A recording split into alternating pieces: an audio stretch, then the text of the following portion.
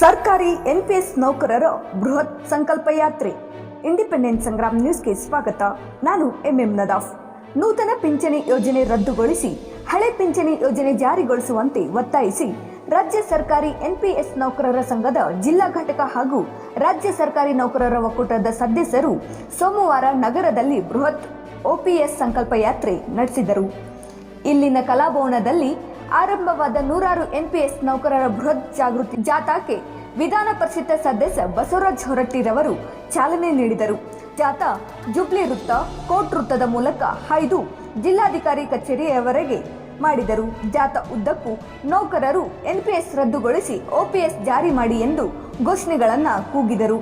ಜಿಲ್ಲಾಧಿಕಾರಿ ಕಚೇರಿ ಬಳಿ ಮಾತನಾಡಿದ ಸಂಘದ ಜಿಲ್ಲಾಧ್ಯಕ್ಷ ಯಲ್ಲಪ್ಪ ಕರೇನ್ರವರ ಬೇಡಿಕೆ ಈಡೇರಿಕೆಗೆ ಆಗ್ರಹಿಸಿದರು. ಈ ಸಂದರ್ಭದಲ್ಲಿ ಹೆಸ್ಕಾಂ ನೌಕರರು ಮತ್ತು ಗ್ರಾಮದ ಪಿಡಿಒಗಳು ಉಪಸ್ಥಿತರಿದ್ದರು. ನಮಸ್ತೆ. ಕರ್ನಾಟಕ ರಾಜ್ಯ ಸರ್ಕಾರಿ ಎನ್ಪಿಎಸ್ ನೌಕರರ ಸಂಘ ರಾಜ್ಯ ಘಟಕ ಬೆಂಗಳೂರು, ಜಿಲ್ಲಾ ಘಟಕ ಧಾರವಾಡದ ವತಿಯಿಂದ ನಾವು ಇಂದು ಅಂದರೆ ನವೆಂಬರ್ 7ರಂದು ಧಾರವಾಡದ ಕಲಾಭವನದಲ್ಲಿ ಪಾದಯಾತ್ರೆಯ ಹಮ್ಮಿಕೊಂಡಿದ್ದೇವೆ. ಇದು ಒಪಿಎಸ್ ಸಂಕಲ್ಪ ಯಾತ್ರೆ ನಮ್ಮ ಜಿಲ್ಲೆಗೆ ಆಗಮಿಸಿದೆ. ಅದಕ್ಕೆ ಸ್ವಾಗತವನ್ನು ಕೋರುತ್ತಾ ನಾವು ಇಲ್ಲಿಂದ ಸುಮಾರು 4ರಿಂದ 5 ಸಾವಿರ ಜನ ಎನ್ಪಿಎಸ್ ನೌಕರರು ಹಾಗೂ ಒಪಿಎಸ್ ನೌಕರರು ಪಾದಯಾತ್ರೆ ಮೂಲಕ ಸನ್ಮಾನ್ಯ DC ಸಾಹೇಬ್ರವರಿಗೆ ಒಪಿಎಸ್ ಜಾರಿಗಾಗಿ ಒತ್ತಾಯಿಸಿ ಮನವಿಯನ್ನು ಸಲ್ಲಿಸಿ ತದನಂತರದಲ್ಲಿ ಹುಬ್ಬಳ್ಳಿಯ ಸಿದ್ದಾಳೂರು ಮಠದಲ್ಲಿರುವ ಆವರಣದಲ್ಲಿ ಎಲ್ಲರೂ ಸೇರಿಕೊಂಡು ಅಲ್ಲಿಂದ ಪಾದಯಾತ್ರೆ ಮೂಲಕ ವೀರರಾಣಿ ಕಿತ್ತೂರು ಚೆನ್ನಮ್ಮನ ಪ್ರತಿಮೆಗೆ ಮಾಲಾರ್ಪಣೆ ಮಾಡಿ ಅಲ್ಲಿಂದ ಒಂದು ಸುದ್ದಿಗೋಷ್ಠಿ ನಡೆಸಿ ಕೊನೆಗೆ ರೈಲ್ವೆ ಸ್ಟೇಷನ್ ಧಾರವಾಡ ಹುಬ್ಬಳ್ಳಿಯ ರೈಲ್ವೆ ಸ್ಟೇಷನ್ನಲ್ಲಿರುವಂತಹ ಡಾಕ್ಟರ್ KR ಅಂಬೇಡ್ಕರ್ ಅವರ ಮೂರ್ತಿಗೆ ಮಾಲಾರ್ಪಣೆ ಮಾಡಿ ಅಲ್ಲಿಂದ ನಾವು ಒಪಿಎಸ್ ಸಂಕಲ್ಪ ಯಾತ್ರೆಯ ರಥವನ್ನು ನಾವು ಕೊಪ್ಪಳ ಜಿಲ್ಲೆಗೆ ಬೀಳ್ಕೊಡಲಿದ್ದೇವೆ. ಹಾಗಾಗಿ ಎಲ್ಲ ಮಾಧ್ಯಮಿತರಲ್ಲಿ ವಿನಂತಿ, ದಯವಿಟ್ಟು ನಾವೆಲ್ಲರೂ ಕೂಡ ನಿವೃತ್ತಿಯ ನಂತರ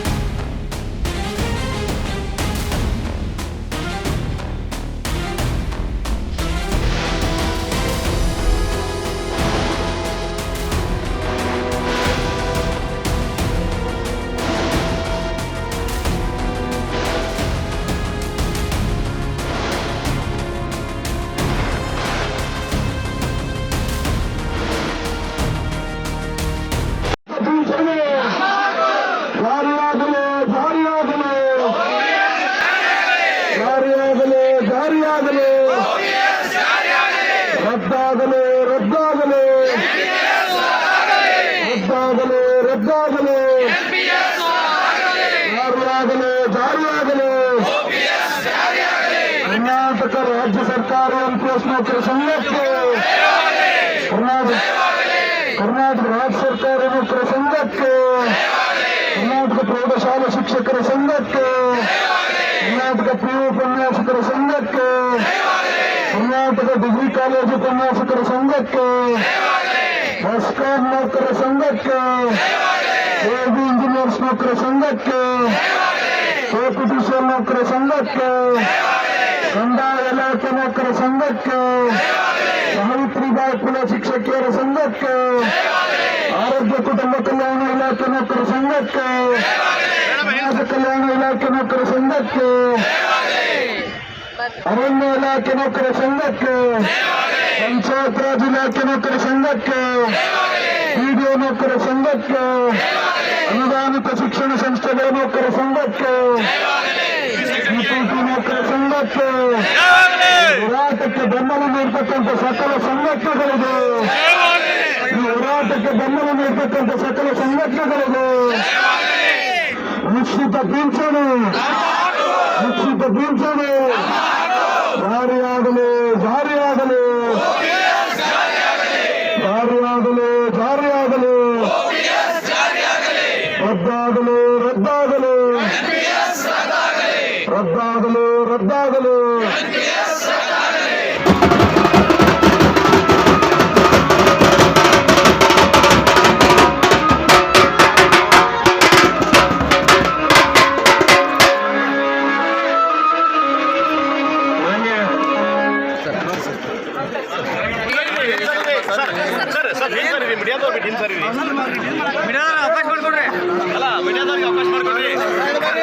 ರಾಜ್ಯಾಧ್ಯಕ್ಷರಾಗಿದ್ದಂಥ ಶಾಂತಾನಂದವರಿಗೆ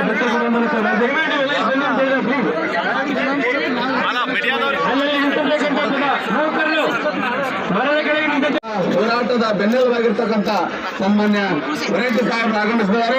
ಅವರಿಗೆ ನಮ್ಮ ರಾಜ್ಯ ಸಂಘದ ಪರವಾಗಿ, ನಮ್ಮ ಜಿಲ್ಲಾ ಸಂಘದ ಪರವಾಗಿ ಅವರಿಗೆ ತುಂಬ ಹೃದಯದ ಸ್ವಾಗತವನ್ನು ಬಯಸ್ತೇನೆ. ಸ್ವಾಗತ ಅವರಿಗೆ ನಮ್ಮ ತಾಲೂಕು ಅಧ್ಯಕ್ಷರಾಗಿರ್ತಕ್ಕಂಥ ಸೈಯದ್ ಅವರು ಮಾಲಾರ್ಪಣೆ ಮಾಡುವ ಮೂಲಕ ಅವರನ್ನು ಧಾರವಾಡ ಜಿಲ್ಲೆಗೆ ಸ್ವಾಗತ ಮಾಡಬೇಕೆಂದು ವಿನಂತಿಯನ್ನು ಮಾಡ್ತಾ ಇದ್ದಾನೆ. ಹಾಗಾದ್ರೆ ನಮ್ಮ ಸಂಘಟನೆಯಲ್ಲಿ ಅತ್ಯಂತ ಸಕಲ ಪ್ರತಿನಿಧಿಗಳಿಗೆ ಸಮಸ್ಯೆ ಆಗ್ತಾ ಇದೆ.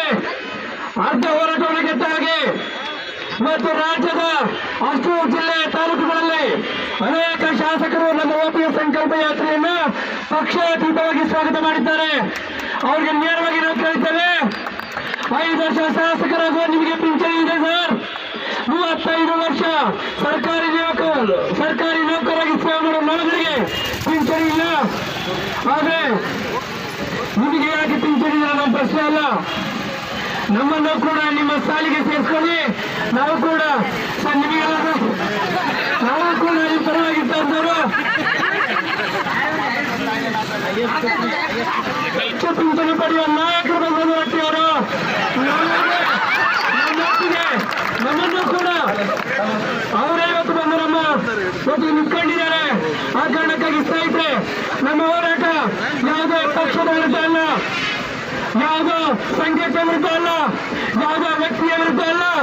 ನಮ್ಮ ಹೋರಾಟ ನಮ್ಮ ಬದುಕಿಗಾಗಿ, ನಮ್ಮ ಅರಿವಿಗಾಗಿ, ಭವಿಷ್ಯದಲ್ಲಿ 60 ವರ್ಷಗಳ ನಂತರ ನಮ್ಮ ಬದುಕು ಬೀದಿಗೆ ಬಿಡುವುದರ ಕಾರಣಕ್ಕಾಗಿ ನಾವೆಲ್ಲ ಇವತ್ತು ಬೀದಿಗೆ ಬಿದ್ದು ಹೋರಾಟ ಮಾಡ್ತಾ ಇದ್ದೇವೆ ಸ್ನೇಹಿತರೆ. ನಾವು 60 ವರ್ಷ ಆದ್ಮೇಲೆ ವಯಸ್ಸಾಗ್ತದೆ, BP ಶುಗರ್ ಬರ್ತದೆ. ಇವತ್ತು ಪಿಂಚಣಿ ಇರ್ತಕ್ಕಂಥದ್ದು 3,000 ರೂಪಾಯಿ ಪಿಂಚಣಿ ಬರ್ತಾ ಇದೆ ಅಂತ ಹೇಳಿದ್ರೆ 2040 ನಂತರದಲ್ಲಿ ನಾವು ರಿಟೈರ್ಡ್ ಆಗ್ತೇವೆ. ಅವತ್ತಿಗೆ ನಮ್ಮ ಮೆಡಿಕಲ್ ಬಿಲ್ಲು BP ಶುಗರ್ಗೆ 7-8,000 ಬೇಕು ಸ್ನೇಹಿತರೆ. ನಮ್ಮ ಮನೆ ಕರೆಂಟ್ ಬಿಲ್ 2,000 ಆಗಿರ್ತದೆ. ನಮ್ಮ ಮನೆ ಹಾಲಿ ಬಿಲ್ 3,000 ಆಗಿರ್ತದೆ. ನಮ್ಮ ಮನೆ ಕೆಲಸ ಮಾಡೋರಿಗೆ 3,000 ಸಂಬಳ ಕೊಡ್ತೇವೆ. ನನ್ನ ಪೆನ್ಷನ್ 3,000 ಇರೋದ್ರೆ ನಾನು ಯಾರಿಗೆ ಕೊಡ್ಲಿ? ನಾನು ಬದುಕಲೇ ಕಷ್ಟ ಆಗ್ತದೆ. ಆ ಕಾರಣಕ್ಕಾಗಿ ನಮ್ಮ ಹೋರಾಟ ಕಳೆದ 7 ವರ್ಷಗಳಿಂದ ದಯಮಾಡಿ ಶಾಂತರಿಸಿದ ಮಾತು ಕೇಳಬೇಕು. ಯಾರು 2006 ನಂತರ ನೇಮಕ ಬಂದಿದ್ದಾರೆ ಅವರಿಗೆ ಪೆನ್ಷನ್ ಇಲ್ಲ, ಹಳೆ ಪೆನ್ಷನ್ ಇಲ್ಲ. ನಮ್ಮ ರಾಜ್ಯದಲ್ಲಿ ಸುಮಾರು 2,70,000 ಸರ್ಕಾರಿ ನೌಕರರು, 17,000 ಎದುರಿದವರು ಇವತ್ತಿನ ದಿವಸ ಇದಕ್ಕೆಲ್ಲ ವಂಚಿತರಾಗಾರೆ.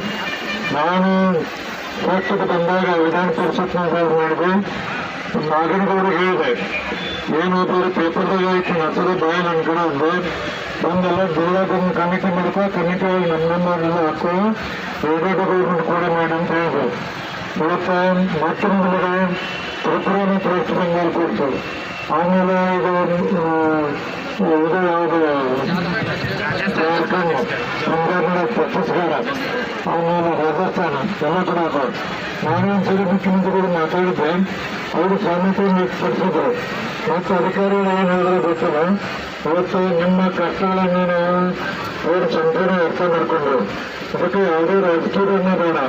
ಎಲ್ಲ ನೌಕರು ಇವತ್ತು ಏನಂದ್ರೆ ಅವ್ರ ದವಸ ಚಿಂತನೆ ಬಡತನ ಆಗೋದು. ಇವತ್ತೆಲ್ಲ ಮದುವೆ ಆಗುತ್ತೆ, ಮಕ್ಕಳಾರ ಇವತ್ತೆಲ್ಲ ಬರಬೇಕು.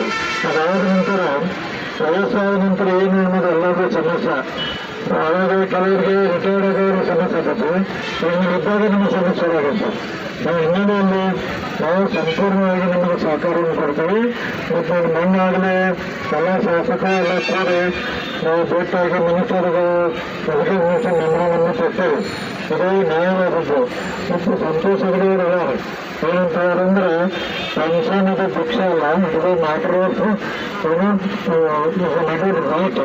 ಅದಕ್ಕೆ ಯಾರೇ ಒಬ್ಬ ನೌಕರಿ ಮಾಡೋದಂತ ಇದೆ ಅವಾಗೆಲ್ಲ ಏನಂದ್ರೆ ರಿಟೈರ್ಡ್ ಕಾಲಕ್ಕೆಲ್ಲ ಸೌಲಭ್ಯ ಕೊಡುವಂಥ ಪದ್ಧತಿ ದೇಶ ಹುಟ್ಟಿದಾಗ ರಾಜಕೀಯವಾಗಿ ಬಂದೈತೆ.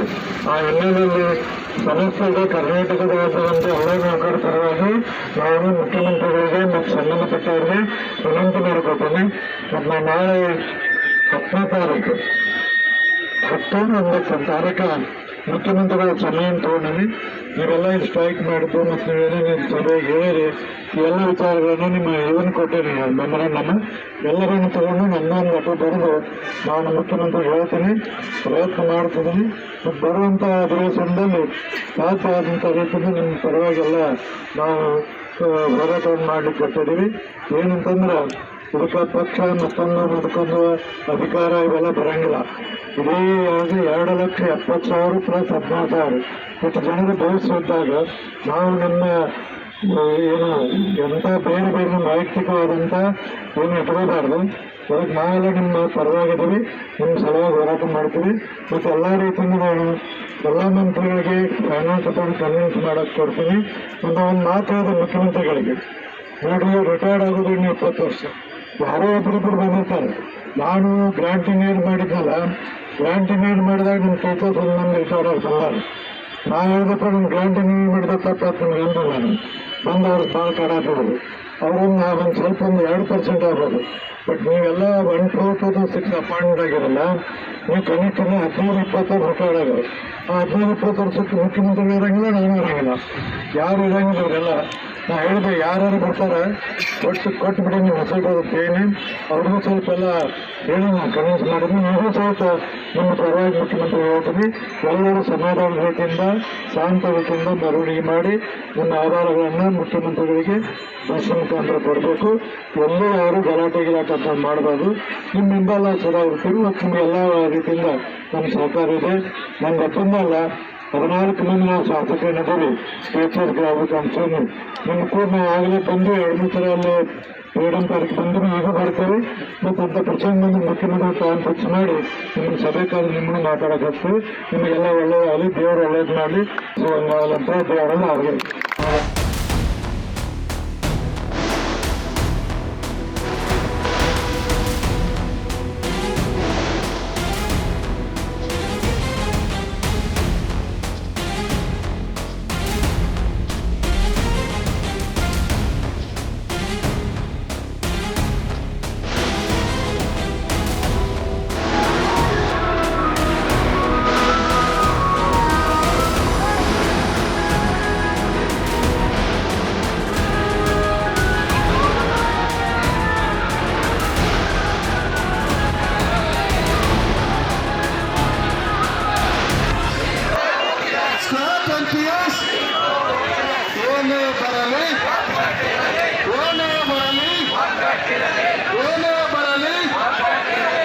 ನಮ್ಮೆಲ್ಲ LPS ನೌಕರ ಬಾಂಧವರು ದಯವಿಟ್ಟು 2 ಲೈನ್ಗಳನ್ನು ಮಾಡಿ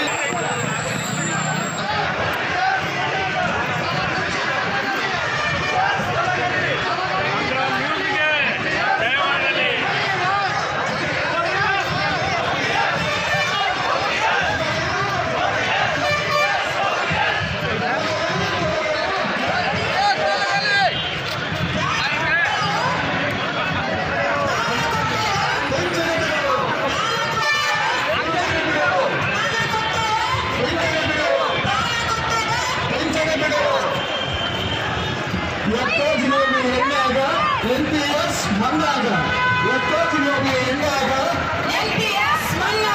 ಎತ್ತೋತಿಗೆ ಹೋಗಿ ಹೆಂಗಾಗ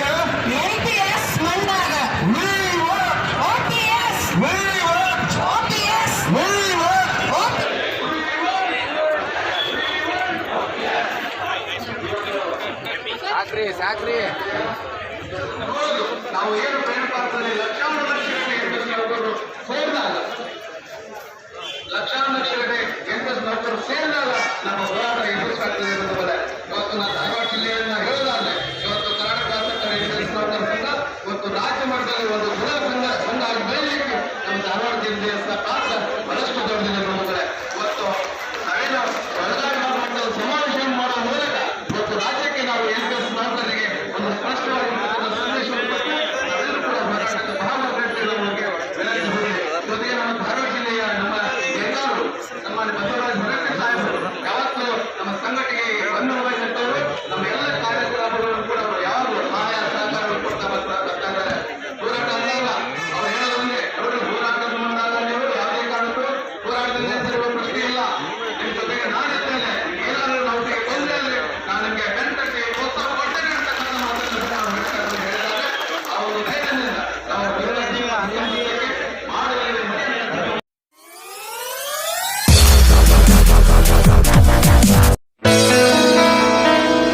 Dharwadkar Lawn Function Hall, perfect selection for a lifetime relation. Dharwadkar Lawn Hall, good and beautiful hall. Let's celebrate your parties and events. Dharwadkar Lawn Hall, modern icon and luxurious venue, wedding events, engagement ceremony, birthday parties, school and college events or other events.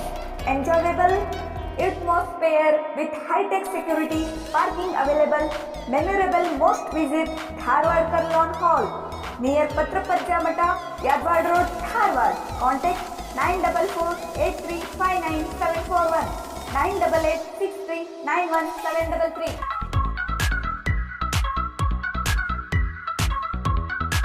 ಗ್ರಾಹಕರೇ, second hand ವಾಹನ ಬೇಕಾ? Car ಮತ್ತು bike ಬೇಕಾದರೆ national auto ಕನ್ಸಲ್ಟೆಂಟ್ಗೆ ಭೇಟಿ ನೀಡಿ. National auto consultant 20 ವರ್ಷಗಳಿಂದಲೂ ಗ್ರಾಹಕರಿಗೆ ಉತ್ತಮವಾದ ವಾಹನವನ್ನ ನೀಡುತ್ತಾ ಯಶಸ್ವಿ ಹಾದಿಯಲ್ಲಿ ಸಾಗಿದೆ. ಇಲ್ಲಿ ಎಲ್ಲ ತರಹದ ಸೆಕೆಂಡ್ ಹ್ಯಾಂಡ್ ಬೈಕ್ ಮತ್ತು ಕಾರುಗಳು ಸಿಗುತ್ತದೆ. ವಿಶೇಷವೇನೆಂದರೆ ಲೋನ್ ಮೂಲಕವೂ ವಾಹನ ಖರೀದಿ ಮಾಡಬಹುದು. ಪ್ರತಿ ಭಾನುವಾರ ಮೇಳ ಇರುತ್ತದೆ. ನಿಮಗೆ ಸೆಕೆಂಡ್ ಹ್ಯಾಂಡ್ ವಾಹನ ಬೇಕಾದರೆ ಮತ್ತು ಎಕ್ಸ್ಚೇಂಜ್ ಮಾಡಬೇಕಾದರೆ ನ್ಯಾಷನಲ್ ಆಟೋ ಕನ್ಸಲ್ಟೆಂಟ್ಗೆ ಭೇಟಿ ಕೊಡಿ. ನೀವು ಭೇಟಿ ನೀಡಬೇಕಾದ ಸ್ಥಳ old DSP circle, BSL office near KC park, Dharwad. Mobile ಸಂಖ್ಯೆ 7348821313 9008447288. ಈ ನಂಬರ್ಗೆ ಹೆಚ್ಚಿನ ಮಾಹಿತಿಗಾಗಿ ಸಂಪರ್ಕಿಸಬಹುದು.